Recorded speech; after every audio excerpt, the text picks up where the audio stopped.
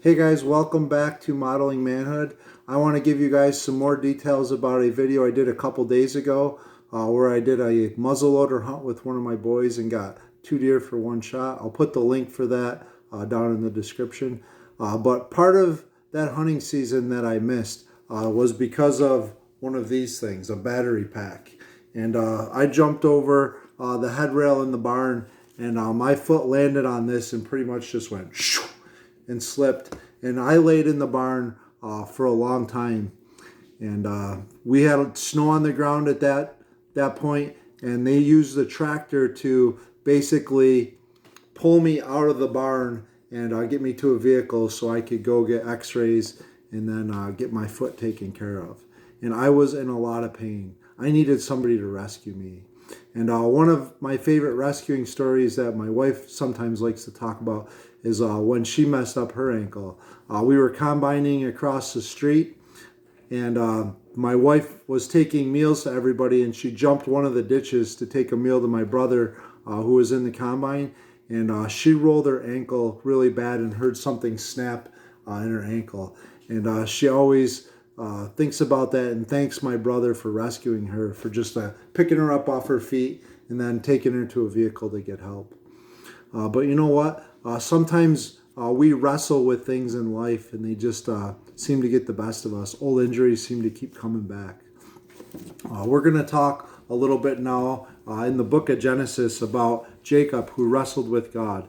Genesis chapter 32, and we're going to talk, so we'll pick up in verse 24. So Jacob was left alone, and a man wrestled with him till daybreak.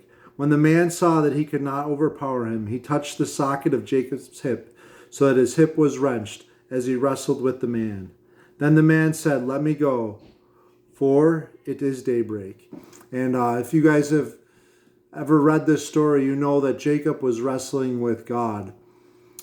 And I don't know about you, but I think I would lose if I had to wrestle with God. But you know what? Jacob held on all night long. Even to the point where God was trying to get back to heaven and he was holding onto his ankle and just not letting go. And God stepped in and it says there that he touched the socket of his hip so that his hip was wrenched. And I don't know if you guys have ever had a leg injury like the one I talked about or my wife talked about. But when you have a pain in your leg, that's an injury that sticks with you for months and months and sometimes an entire lifetime. But Jacob replied, "I will not let go until you bless me." And the man said, "What is your name?" "Jacob," he answered. Then the man said, "Your name will no longer be Jacob, but Israel, because you have struggled with God and with humans and have overcome." And if we hang on to God, we can overcome any struggle or any battle in our life. Battle of addiction, battle of just getting through the day-to-day, whether it's a mental problem or a physical problem. If we rely on God, he just asks us to hang on to him, and he wants to give us the strength to overcome our weaknesses. And I just want to take a moment and say, wow, are you hanging on to God like Jacob did that night? Jacob became Israel. He became a new man. I don't know if you've ever hung on for something for dear life, but imagine hanging on for 8 hours or 7 hours or even 6 hours. I don't know how long you guys sleep for, but imagine being up all night, just hanging on and not letting go. He showed determination, and he asked God for a blessing, and God wants to bless us for hanging on to him. So I don't know who's going to come to your rescue when you guys fall. Tractor came to my rescue, my brother came to my wife's rescue, but God wants to be our rescuer. When you feel like you're in the pit of despair or down in the dump and you're beyond hope, he wants to come in.